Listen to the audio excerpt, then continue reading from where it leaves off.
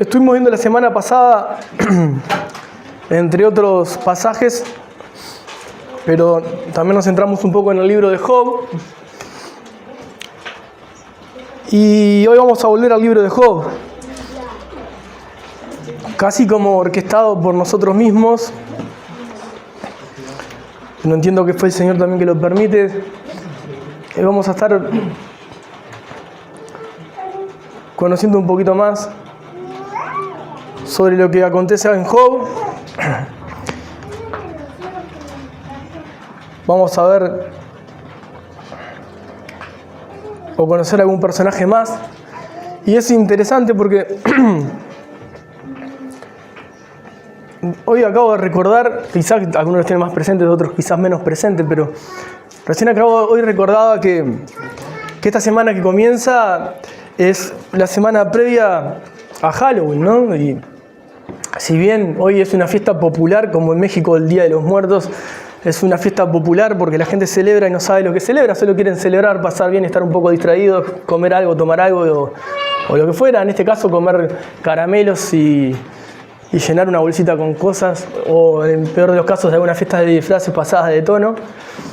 En realidad, lo que se está celebrando, lo que se está festejando, yo hoy mismo me acabo de acordar, me acaba de caer la ficha, como le decimos nosotros, de que en realidad la mayoría de la gente lo que celebra o festeja es sobre demonios, sobre monstruos, sobre fantasmas, sobre la muerte, sobre cosas que ignoran en realidad muchos, pero no todos. No todos. Hay una cantidad de personas que hoy, esta semana, son para ellos fundamentales, de culto. Y si bien en el inconsciente colectivo no está eso presente, si no está más bien una fiesta más como lamentablemente vamos a decir Navidad para la cantidad de gente no creyente que celebra igual, así como dicen Feliz Navidad, van a celebrar Halloween, en la misma ignorancia. Nosotros tenemos quizás un poco más de entendimiento, ¿no?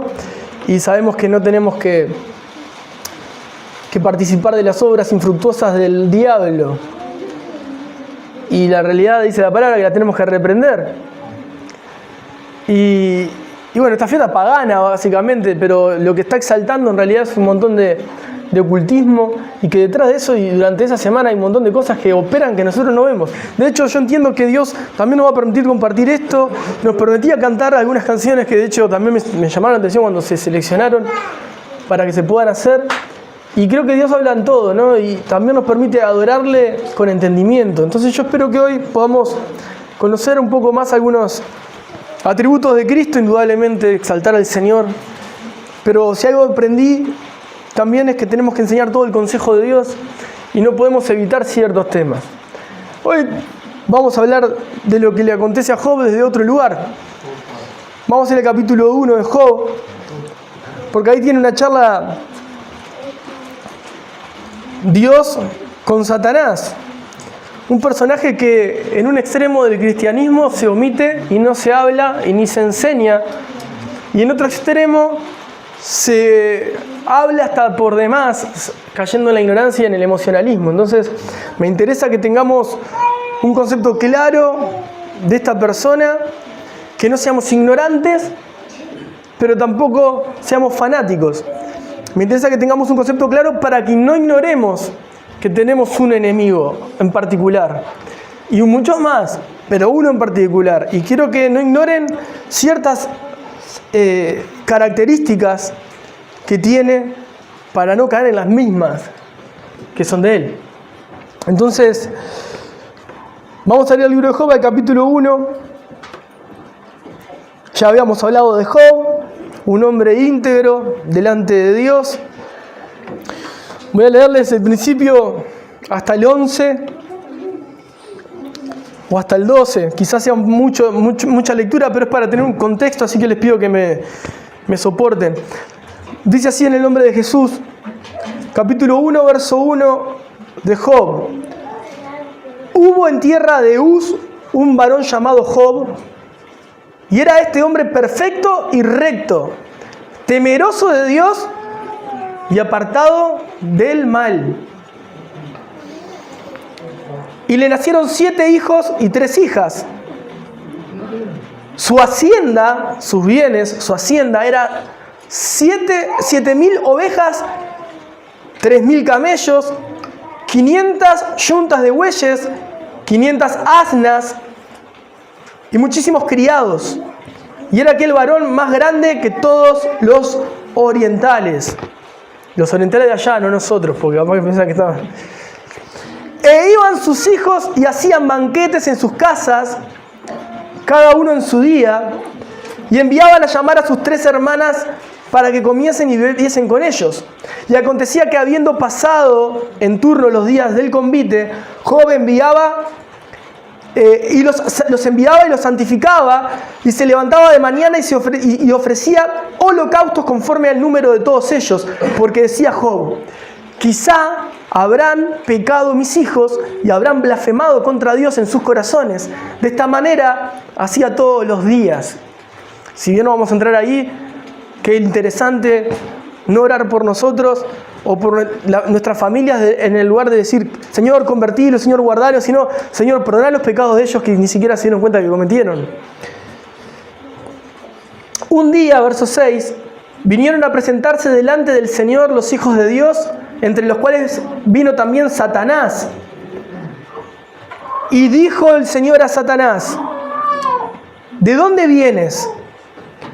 Respondiendo Satanás al Señor dijo: de rodear la tierra y de andar por ella.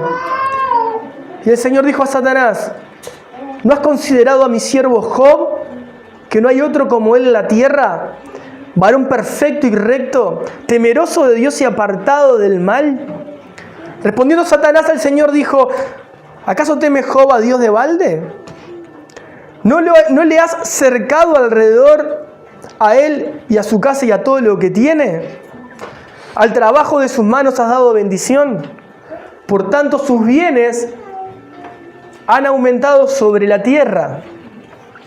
Pero extiende ahora tu mano y toca todo lo que tiene, y verás si no blasfema contra ti en tu misma presencia. Dijo el Señor a Satanás: he aquí, todo lo que tiene está en tu mano, solamente no pongas en tu mano sobre él. Y salió Satanás de delante del Señor. Bueno, hasta ahí en principio, ahora seguimos leyendo el resto. Bueno, esta charla entre Dios y Satanás, donde Satanás va delante del trono, delante de Dios, y esa conversación entre Dios y él, y Dios le pregunta si no había considerado, no había visto a Job.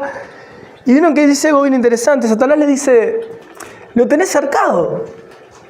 ¿Cómo no lo voy a ver que es íntegro ni que le va bien en su vida si lo tenés cercado, lo tenés cuidado? No puedo tocarlo, no puedo hacer nada, porque está cercado, está guardado, no me permitís. Incluso lo estás bendiciendo en gran manera, lo tenés totalmente apartado. ¿Y qué le dice? Le dice en el 10: ¿no has cercado alrededor a él y a su casa y a todo lo que tiene? Al trabajo de sus manos has dado bendición, por tanto sus bienes han aumentado sobre la tierra. ¿Y qué le dice? Pero extiende ahora tu mano y toca todo lo que tiene, y verás si no blasfema contra ti en tu misma presencia. ¿Qué le estaba diciendo Satanás a Dios? Bueno, mirá, él es así porque los cuidás de una manera especial y porque lo bendecís. Ahora, cuando lo dejes de bendecir y le quites ese cerco, él va a blasfemar tu nombre. O sea, ¿cuál era el fin de Satanás con esto? Bueno, obviamente, que Job blasfemara el nombre de Dios, que blasfemara contra nuestro Dios. Y dice: en tu misma presencia. El 12 dice que Dios le dice que él lo pone en la mano de Satanás, le permite que Satanás haga lo que entienda, menos que le quite la vida, que ponga su mano sobre él.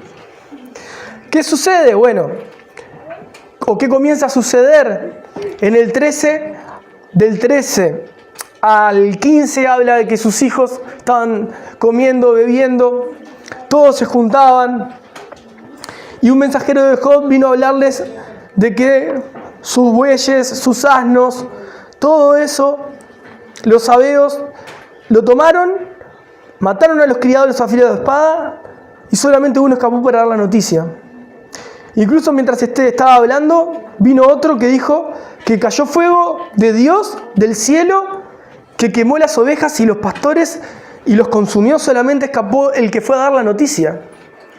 E incluso en el 17 dice que los caldeos hicieron 3 escuadrones y arremetieron contra los camellos y se los llevaron y mataron a los criados.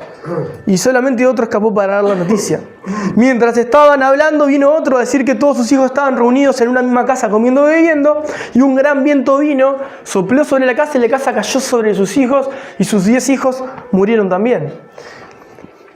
Entonces ahí empezamos a ver lo que había pedido Satanás a Dios para que blasfemara Job contra Dios. ¿Qué es lo primero que tocó Satanás de Job? Bueno, sus bienes, la parte material. Eso fue lo primero que tocó, los bienes, la parte material. Después que tocó, bueno, la parte emocional. Mató a todos sus hijos. La parte emocional. Y después de esto, en el verso 20, después de esta situación, dice que Job, en el 20, entonces Job se levantó y rasgó su manto y rasuró su cabeza y se postró en tierra y adoró. Y adoró. Quizás nosotros con mucho menos de eso ya hubiésemos dado el golpazo a la puerta y hubiésemos ido y ya hubiésemos blasfemado hacía rato de Dios. Pero Job dice que rasgó sus vestiduras, rasuró su cabeza, se postró en tierra y adoró. Y dice el 21, muchos lo conocen, y dijo: desnudo salí del vientre de mi madre y desnudo volveré allá. El Señor dio, el Señor quitó, sea el nombre del Señor bendito. En todo esto no pecó Job ni atribuyó a Dios despropósito alguno. Yo creo que prestes atención a eso. Una persona que caminaba cerca de Dios, recto en lo que dice el texto, en principio al menos, y de un momento a otro pierde todos sus bienes materiales y acto seguido pierde a sus hijos, a todos sus hijos. Obviamente que cuando rasga sus vestiduras, rapa su cabeza y se tira en tierra y adora, está literalmente en luto por lo que le está pasando. Ahora, responde de una manera ejemplar, ¿no? Él entiende que vino así sin nada y sin nada se va a ir, y que el nombre del Señor tiene que ser bendecido, aunque dé y aunque quite. Y en todo esto Job no atribuyó un despropósito. Y nosotros creo que tenemos un buen ejercicio, creo yo, y los que son más nuevos lo van a ir adquiriendo, de entender que hay un propósito detrás de todas las situaciones. Y yo diría que más, no hay un propósito, hay muchos propósitos en cuanto a cada movimiento de nuestra vida. Lo que pasa es que nosotros lo tenemos velado, o sea, no tenemos la voluntad no revelada de Dios en nosotros. No sabemos qué va a suceder mañana, por ejemplo. Pero no hay despropósito ninguno en nada de lo que nos acontece. Eso es lo primero que quiero que nos quede. No hay despropósito. Así como Job dice que no hubo despropósito alguno en lo de él, no hay despropósito en nada de lo que nos toque vivir. Porque si vos entendés desde ese lugar lo que te puede estar tocando pasar, vas a tener la misma respuesta que dice en el libro de Job. En todo esto no pecó Job, no pecaste vos, no pequé yo, vamos a decir. ¿Por qué? Ni atribuyó a Dios despropósito alguno. Porque entendió que Dios estaba por encima de todas estas situaciones. Más allá de... Ahora, ¿qué pasa? Aconteció que otro día vinieron los hijos de Dios para presentarse delante de Dios, capítulo 2. Y Satanás vino también entre ellos, presentándose delante de Dios. Y dijo el Señor a Satanás: ¿de dónde vienes? Respondió Satanás al Señor y dijo: de rodear la tierra y andar por ella.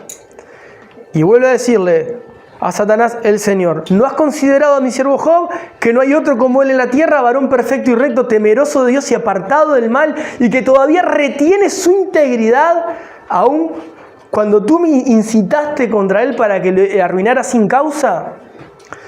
Respondiendo Satanás dijo el Señor: piel por piel, todo lo que el hombre tiene dará por su vida.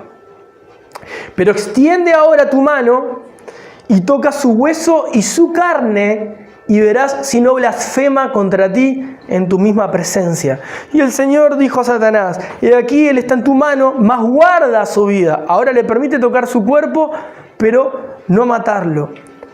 Entonces salió Satanás de la presencia de Dios e hirió a Job con una sarna maligna desde la planta del pie hasta la coronilla de la cabeza, y tomaba a Job un tiesto para rascarse con él y estaba sentado en medio de ceniza.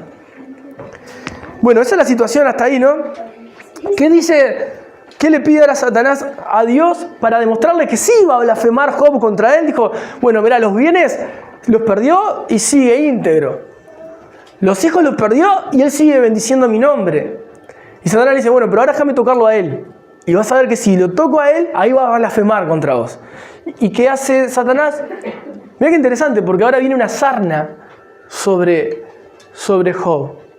La sarna no la manda Dios. La sarna no es producto del pecado de que Job estuvo rodeado de algún animal y de repente le saltó un pulgón o algo y la sarna... No, la sarna vino por el poder que Satanás estaba ejerciendo sobre él. Ahora, vos atrás de eso decís, sí, pero Dios lo... Sí, pero yo te estoy diciendo que quiero que seas consciente de esto. Ahora, ¿qué sucede? Se rascaba tremendamente, ¿por qué? Porque estaba en llagas. ¿Y la intención cuál era de Satanás? Que blasfeme contra Dios en la misma presencia de Dios. O sea, tocó los bienes, tocó la parte emocional, lo material, lo emocional, y ahora la misma persona. ¿Y cuál es la intención de Satanás? ¿Destruirle el ganado? No. ¿Cuál es la intención de Satanás? ¿Matarle a los hijos? No. ¿Cuál es la intención de Satanás? ¿Llenarlo de enfermedades para que muera? Tampoco, ni siquiera le serviría si muriera. Lo que Satanás buscó siempre y constantemente es que negara su fe sea quebrada. Que la fe de Job sea quebrada. Es decir, todo lo otro que estaba pasando alrededor no era el fin. No era el fin de Satanás. El fin de Satanás era que quebrara la fe Job. Que decayera. Que negara su fe. Que blasfemara contra Dios. Pero las situaciones adversas no eran las que Satanás quería que sucedieran. No, eso sí quería que suceda, pero con un fin para él mayor. Que Job blasfemara contra Dios. Dicho esto, ya habíamos hablado un poco de la actitud de la esposa de Job. Yo les hacía recordar, piensen en esta mujer necia, como le dice Fatua, le dice Job, porque ella le dice en el verso 9, aún retienes tu integridad, maldice a Dios y muérete. Y yo le decía, ella no quería la muerte de Job, como diciendo, quiero que te mueras, ya no te aguanto más. Estaba sufriendo, veía a su esposo que se estaba deshaciendo, había perdido sus 10 hijos, perdió todo lo que tenía. O sea, su consejo era totalmente de una persona totalmente ignorante y necia en ese sentido. Pero no estamos juzgando si era mala o era buena, estamos diciendo, le dijo lo que le salió en ese momento. Y ahora quiero empezar a ver esto desde otro lugar. La vez pasada hablamos de la necedad, de desechar las contiendas, las cuestiones necias e insensatas porque generan contienda. Y vimos cómo Job no le respondió para seguir en un pleito con su mujer. No le respondió de manera en seguir en una discusión para terminar en una contienda mayor. Él siempre respondió con sabiduría, incluso con sus amigos. Que también se los dije la vez pasada. Ellos le respondían porque creían y entendían. Es más, fueron primero a consolarlo y quedaron en silencio hasta que Job no habló. La intención de ellos, ¿cuál era? Consolarlo. La consolación de ellos pasó a ser una carga mayor para Job. No fue una consolación, digamos, me siento menos cargado. No, fue una consolación peor, porque terminaron más cargados. Más cargado Job. Pero Job no entró en el juego de la necedad que tenía enfrente o de la ignorancia que tenía enfrente, sino que respondió con una sabiduría de Dios. Se mantuvo íntegro frente a lo que le estaban exponiendo. Ahora, creo que veamos esto desde otro lugar también. Porque es interesante. Si pueden, vamos a ir primero vamos a ir a Mateo 4. Porque quiero que veamos algo primero que es cómo Satanás, ya esto lo hemos visto en algún momento, pero me interesa que vean cómo Satanás logra usar siempre, no cambia en realidad, sus estrategias son muy iguales, sabe cómo usarlas, eso sí, o cuándo usarlas. Y en Mateo 4,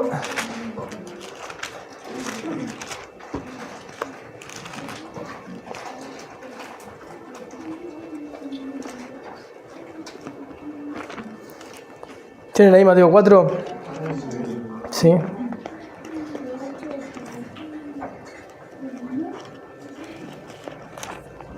Vamos a ver a Mateo 4.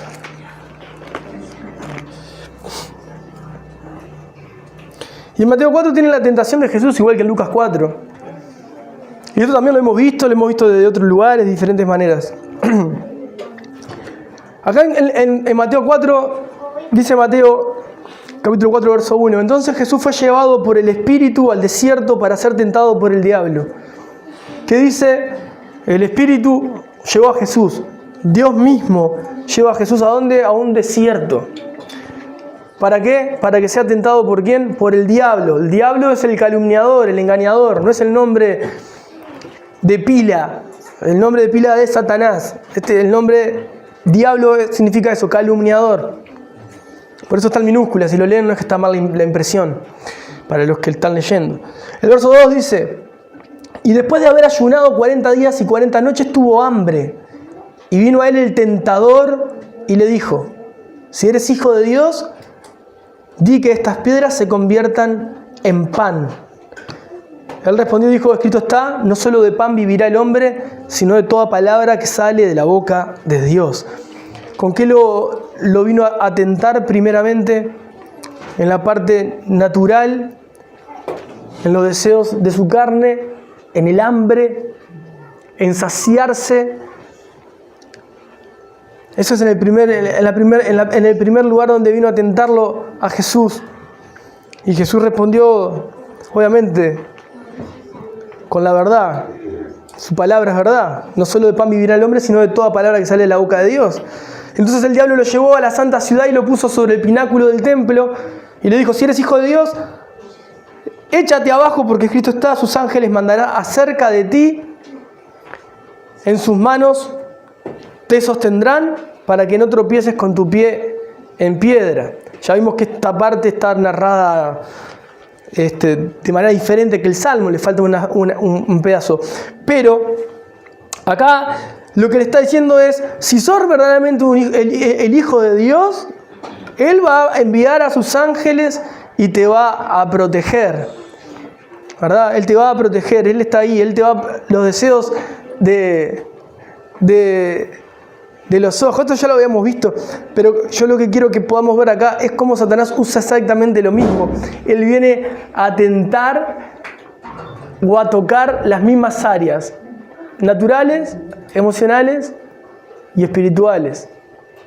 Cuando digo emocionales es como cuando pasó con Job, con su familia.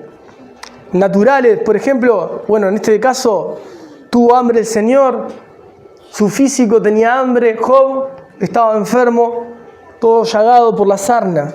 Su físico fue tocado. Acá en el desierto Jesús fue tentado con hambre. Ahora, después Jesús le responde: escrito está también, no tentarás al Señor tu Dios. Y otra vez el diablo lo lleva a un monte muy alto y le mostró todos los reinos del mundo y la gloria de ellos, no la vanagloria de la vida. Y le dijo: todo esto te daré si postrado me adorares. Jesús le respondió: vete, Satanás, porque escrito está, al Señor tu Dios adorarás y a Él solo servirás. ¿Qué estaba buscando? Justamente tocar la parte vamos a decir, la parte espiritual, la parte del ego, la parte del yo, que pudiera ceder Jesús a eso de quiero vanagloria, quiero... ¿Para qué? Para que obviamente cayera en pecado, imposible, ¿verdad? Pero ¿qué pasó con Job? Bueno, Job en su caso fue tocado sus bienes, fue tocado emocionalmente a través de sus hijos y fue tocado en su carne. Y todas estas situaciones no son las únicas. Hay otra más que es constante y mucho más larga, que porque no se nombre no quiere decir que suceda, y buscaba lo mismo, que su fe sea quebrantada, que cambiara su posición de ver a Dios, su manera de ver a Dios. Miren, vamos a volver ahí un segundo más a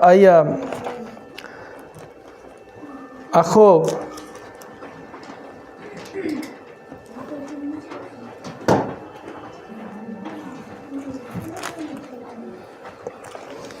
Porque quiero ver cómo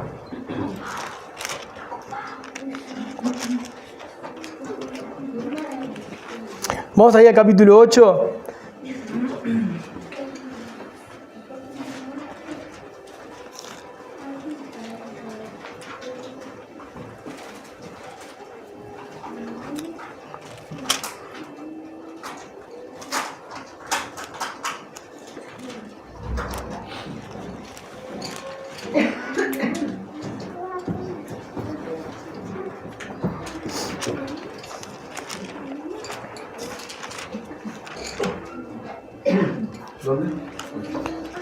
Capítulo 8 de Job, y ahí en el comienzo ya lo hemos leído la vez pasada. Respondió Bildad, uno de sus amigos, y dijo: ¿hasta cuándo hablarás tales cosas y las palabras de tu boca serán como viento impetuoso?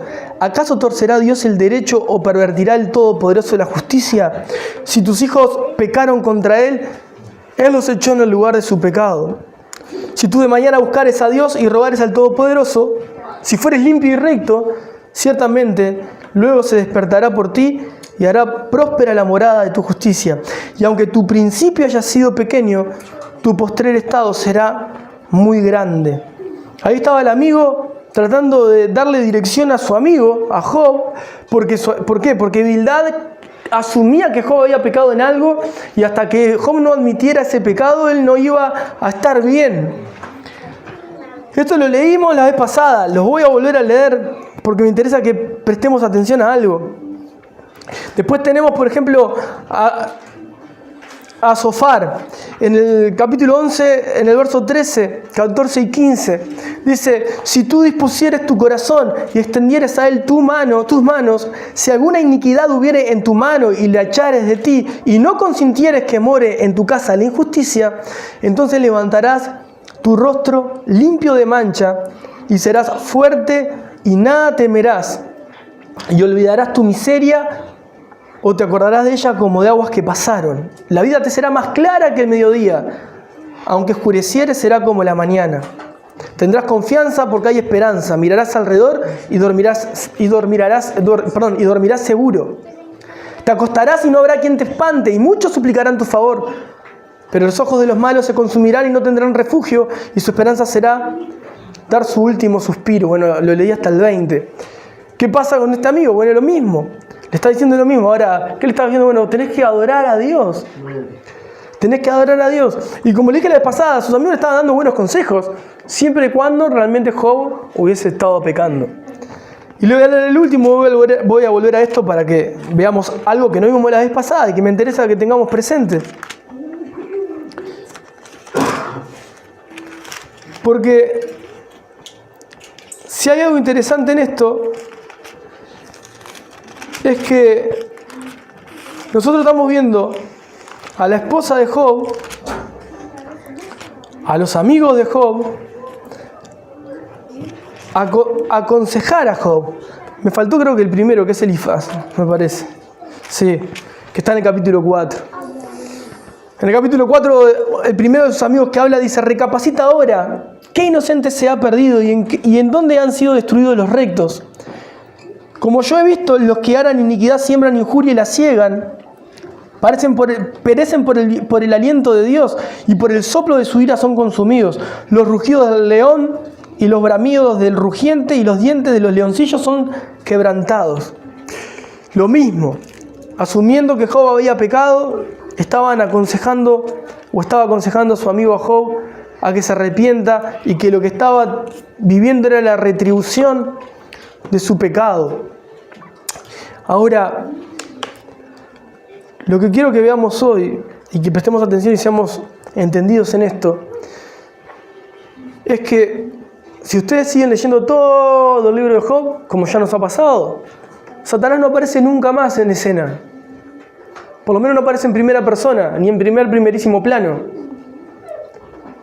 Aparece constantemente, pero sin ser visto. O sea, no lo vas a leer, lo vas a ver actuar. Y si mirás con atención, la intención del principio de Satanás era que Job blasfeme contra Dios en la misma presencia de Dios. No lo logró con los bienes materiales, no lo logró a través de hacer que perdiera a sus hijos, desde lo emocional, tocó sus emociones, tocó su propia carne, y ahora sigue usando una estrategia que, como le decía hoy, no la vemos, pero está ahí, no lo vemos en primer plano, pero está ahí. Y es que a través de la ignorancia, a través de la necedad y a través de las buenas intenciones de sus amigos y de su esposa. Si ustedes ven, ¿qué están buscando hacer su esposa y sus amigos de buena intención? Que se arrepiente y se vuelva a Dios y que sane y que siga adelante. Pero en realidad, en ignorancia, sus consejos son totalmente faltos de sabiduría, porque no sabían que en realidad esto era permitido por Dios de manera soberana para forjar a Job, para que Job mantenga su fe y demuestre que su fe era firme en Dios y que nada lo iba a mover de allí. Y Satanás estaba usando la ignorancia de su esposa y de sus amigos para que él lograra quebrantar su fe y pueda blasfemar el nombre de Dios. ¿Hay alguna vez, quizás te haya pasado eso, te haya tocado vivirlo, pero yo quiero leerte algo en Mateo 16. Después vamos a ir saltando en algún lugar más, porque quiero que veas que esto no es solamente una ocurrencia mía, ni está ahí escrito medio escondido, sino que tenemos algunos momentos donde algunos hermanos nuestros han caído en el mismo error, vamos a decir. Vamos a ir del 16, vamos a leer del 21 en adelante. 16 y 21.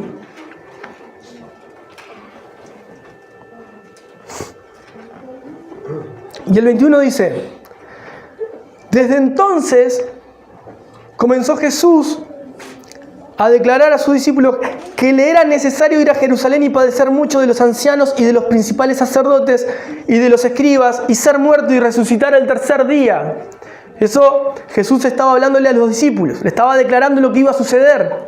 Entonces Pedro, tomándolo aparte, comenzó a reconvenirle diciendo: Señor, ten compasión de ti, en ninguna manera esto te acontezca. Pero él, volviéndose, Jesús, dijo a Pedro: quítate de delante de mí, Satanás, me eres tropiezo, porque no pones la mira en las cosas de Dios, sino en la de los hombres. Entonces Jesús dijo a sus discípulos: si alguno quiere venir en pos de mí, niéguese a sí mismo, tome su cruz y sígame.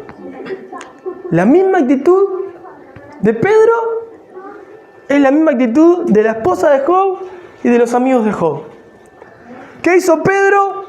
Escuchó lo que le iba a pasar a Jesús, todo lo que iba a acontecer, y con mala intención y para evitar el plan divino de Dios lo aparta para... No. Fue a decirle: por favor, tené compasión de vos, no hagas... Claro, sí, pero Job no tenía ni siquiera... Pedro no tenía ni revelado la mitad de lo que iba a suceder. Se lo estaba revelando en ese momento y era tan grande para entenderlo que lo primero que hizo fue tratar de cuidar a Jesús. ¿Y qué le dijo Jesús? Gracias, Pedro, sos muy amable, gracias por tu amor hacia mí. No, le dijo: sos de tropiezo, salí de acá, Satanás. Lo que quiero que veamos es que es la misma estrategia que se repitió en Job, se repite acá. Lo mismo que hizo con el juego de palabras, buscándolo hacer tropezar a Jesús en el desierto, en la tentación de Jesús. Es más, vamos a ir a Lucas ahora. Quiero mostrarles algo en Lucas 22. Vamos a ver a Lucas 22.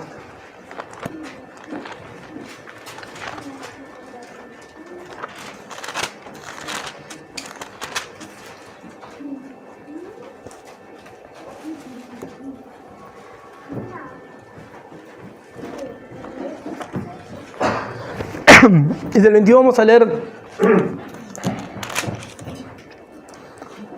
Vamos a ir desde del 31 en adelante para que ustedes vean cómo se repite lo que pasó con Job también en la vida de Pedro. Es interesante esto, porque esto también se replica en tu vida y en mi vida. Lo que pasa es que lo ignoramos, pero de otra manera ahora, ya no igual. Ahora te lo voy a explicar. Dice el 31, dijo también el Señor: Simón, Simón, hablándole a Pedro, y aquí Satanás los ha pedido para zarandearlos como a trigo. Miren lo que dice Jesús: pero yo he rogado por ti que tu fe no falte, y tú, una vez vuelto, después de toda esa situación, confirma a tus hermanos.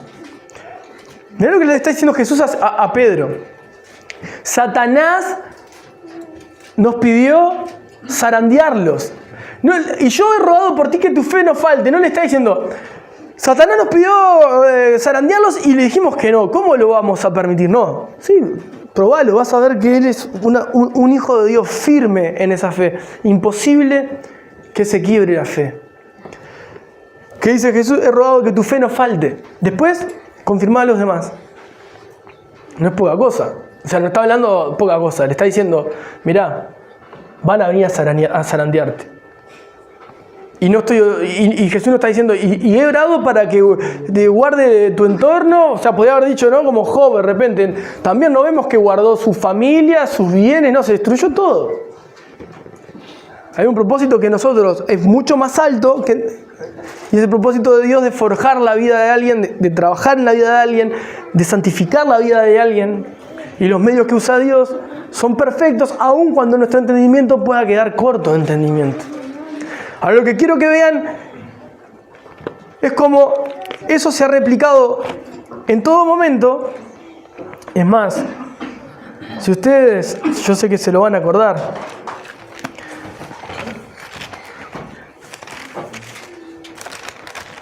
A ver si lo podemos ver acá, se lo muestro acá. Si lo puedo leer. Santiago 4.7 lo conoce la mayoría. Santiago 4.7 dice, sométanse entonces a Dios, resistan al diablo y huirá de ustedes. O sea, sometan su vida a Dios, resistan al diablo, resistan al engañador, resistan los engaños, resistan las seducciones, las ofertas, las demandas de Satanás. Tienen que resistirlas. ¿Se escuchan bien? Parecen hasta con razón, pero resistan esa situación. Tienen que ustedes seguir manteniéndose firmes en Dios, porque eso los va a soltar, los va a abandonar en un momento. No vino para quedarse esa situación, vino para probarlos esa situación. Pero Santiago lo dice claro, sométanse entonces a Dios. Si ustedes leyeron Mateo 4 junto conmigo, van a ver que el Espíritu es el que lleva a Jesús al desierto. Previamente fue bautizado y fue lleno del Espíritu Santo. El Espíritu Santo descendió sobre Jesús. La tentación no vino sin antes ser lleno para que pueda resistir el día malo. Nuestra búsqueda, nuestro llamado es a estar llenos del Espíritu, como lo venimos hablando ya anteriormente.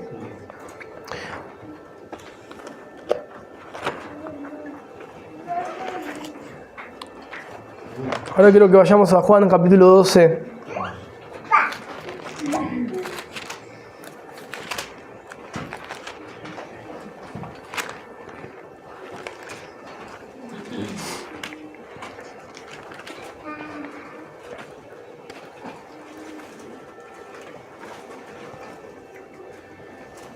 Hoy les comentaba, les dije que Satanás sigue buscando acusarnos, sigue buscando que tropecemos, que caigamos, pero ya no lo hace de la misma manera que lo hacían en tiempo de Job, o como lo hizo con Pedro cuando Jesús le dice a Simón, mirá que nos vino a pedir que los zarandee y he pedido que tu fe no falte.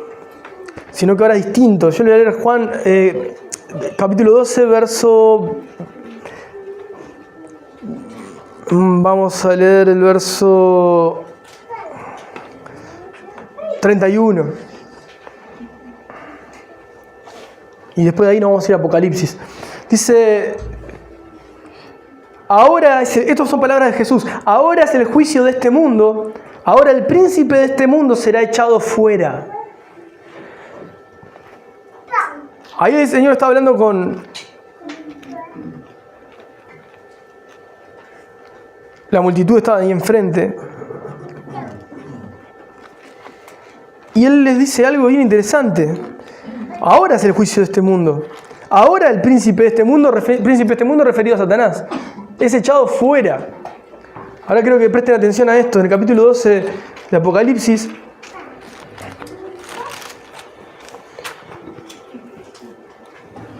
Vamos a leer del verso 7 al verso 11.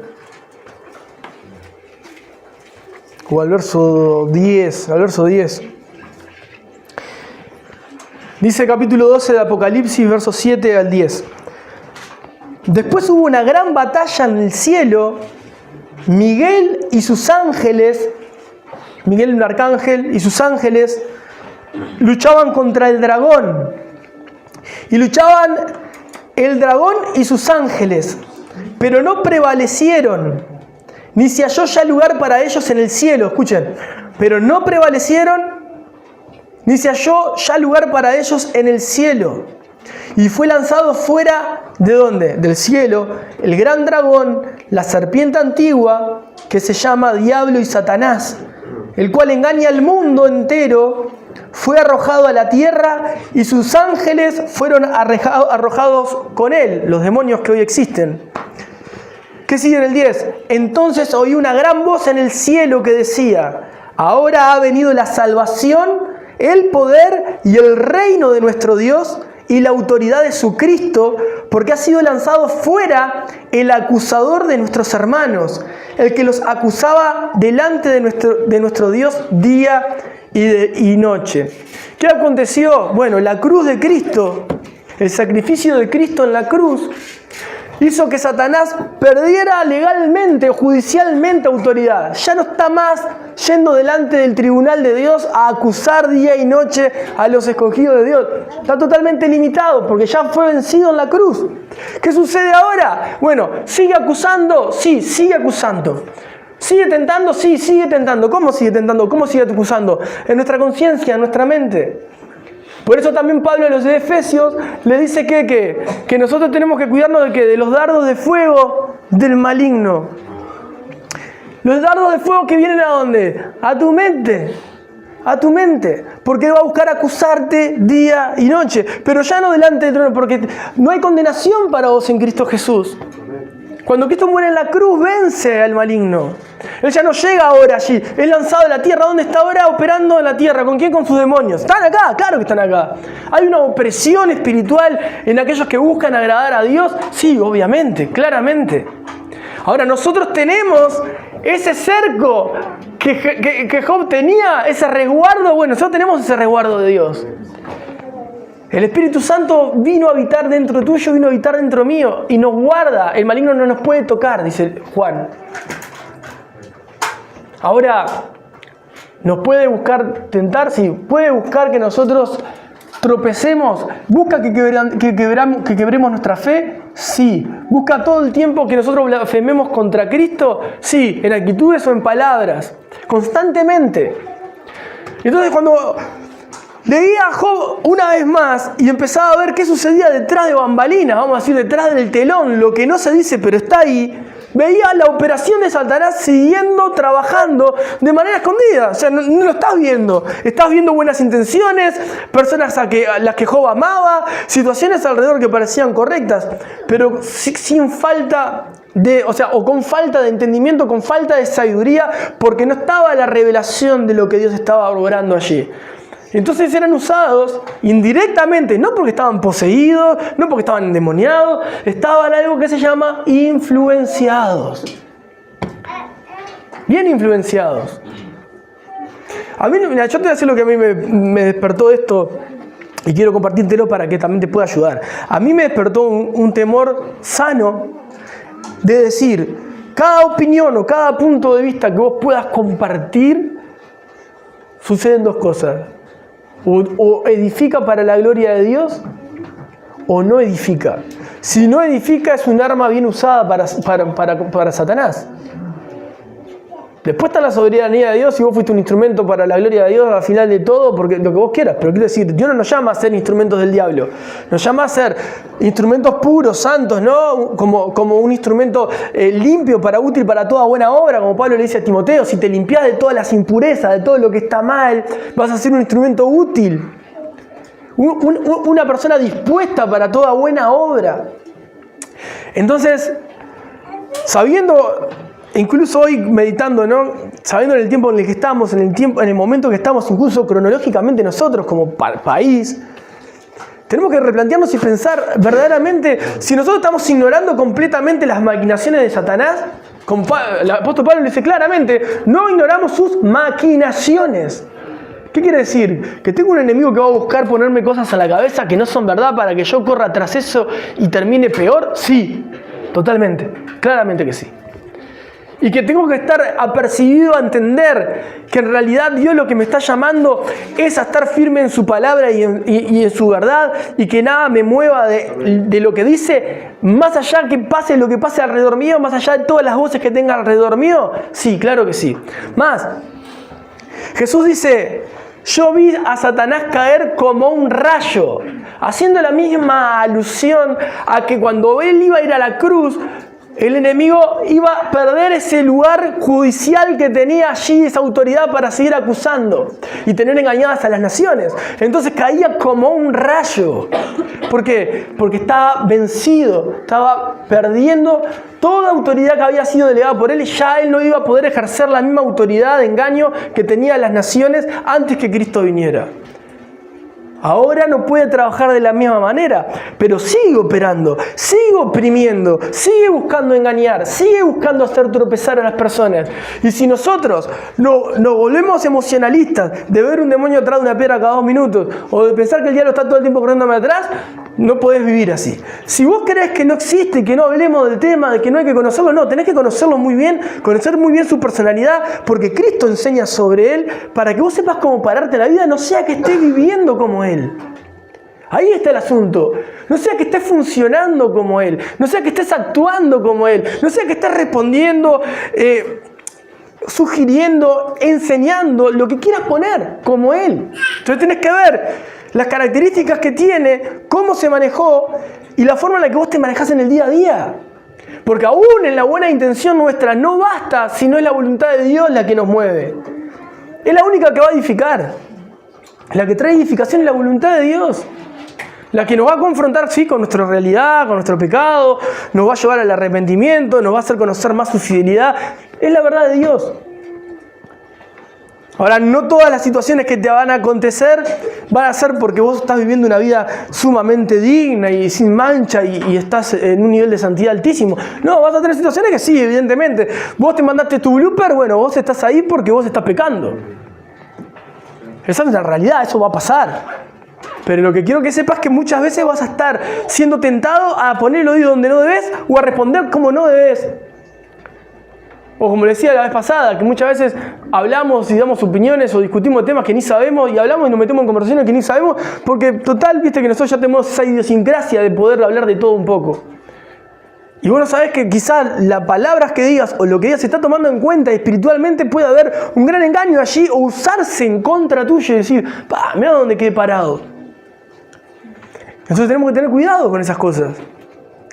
Tenemos que empezar a entender y decir, bueno, Señor, yo entiendo que hay un mundo espiritual, entiendo que hay una opresión espiritual, entiendo que hay un diablo, un calumniador, un engañador que va a buscar hacerme tropezar, que blasfeme de la fe, que reniegue de Cristo con mis palabras o con mis actitudes. No puedo ignorar esto. Y que, como lo hablábamos hoy, bueno, hoy lo hablábamos justo en casa, cada vez que vos te disponés a servir, disponés tu corazón a servir, no importa que tengas 2 días en el Evangelio, o 20 años, o 40 años, siempre va a haber una opresión para que vos te detengas y no lleves adelante lo que a Dios le agrada, de la manera que a Dios le agrada. Porque servir podemos servir todos, y todos damos frutos. Todo el mundo da frutos. Unos dan frutos buenos y otros dan frutos malos. Todos dan frutos, todas las personas dan frutos. Todo cristiano da frutos. Pero hay frutos buenos y hay frutos malos. No habla en ningún momento de la Biblia que nadie da frutos, todos dan frutos. Por sus frutos los conoceréis, o sea que hay un fruto.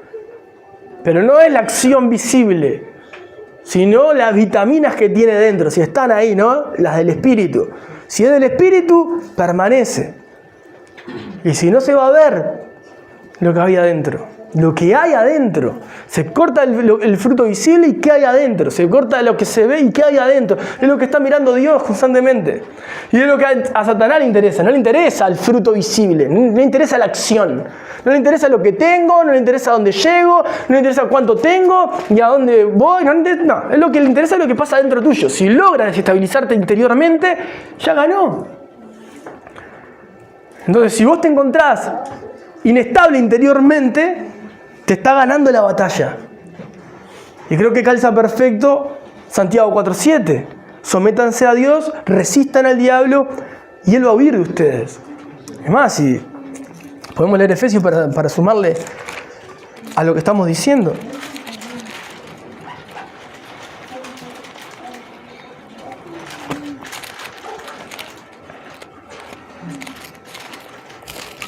Efesios capítulo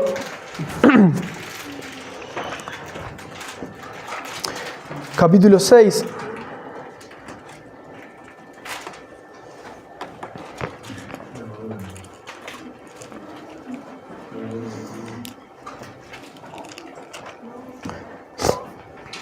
Porque el 5 habla de ser lleno del Espíritu, pero yo lo quiero leer ahí en el 6.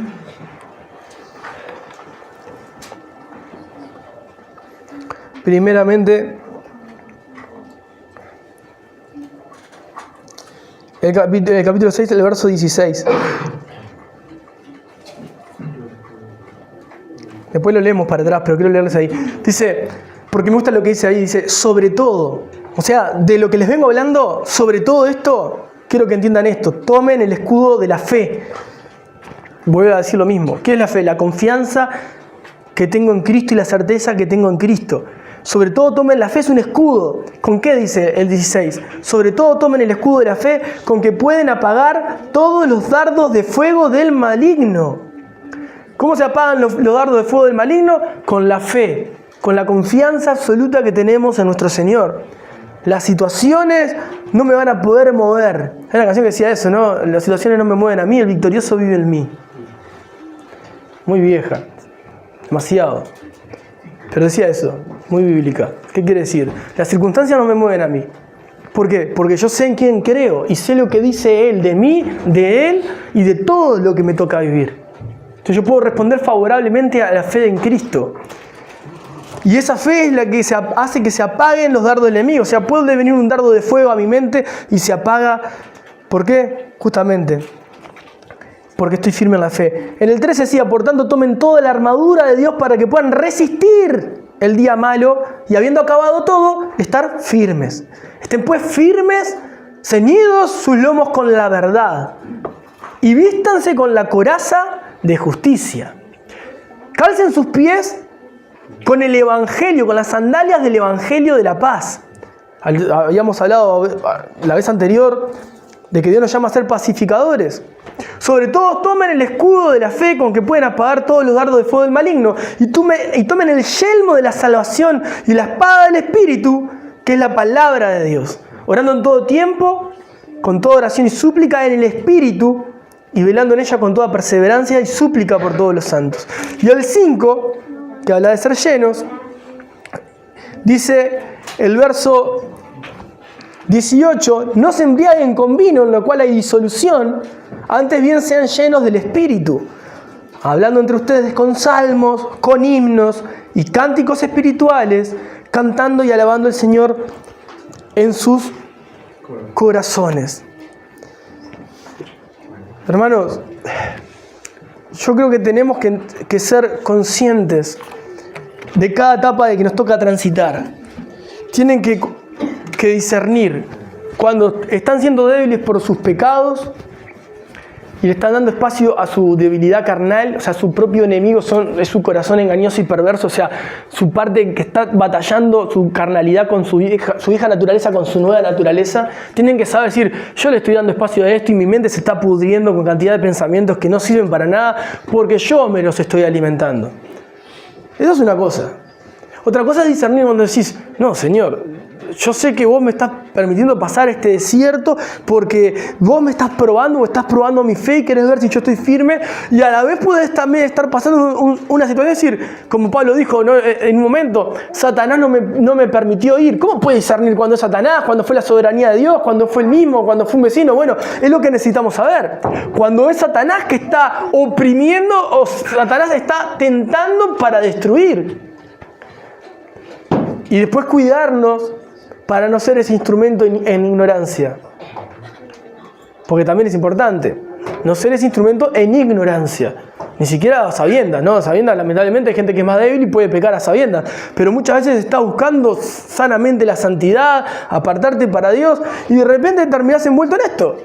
Como Pedro, con Jesús, como la esposa de Job, como los amigos de Job. Entonces tenemos que saber discernir y entender. Señor, permitime caminar en esa sabiduría, tener más temor cuando hablo, cuando opino, cuando digo, cuando exhorto, lo que quieras colocar. Tener un temor mayor para no ser un instrumento de iniquidad, sino ser un instrumento de bendición. Independientemente de lo que pase con lo que tenga enfrente.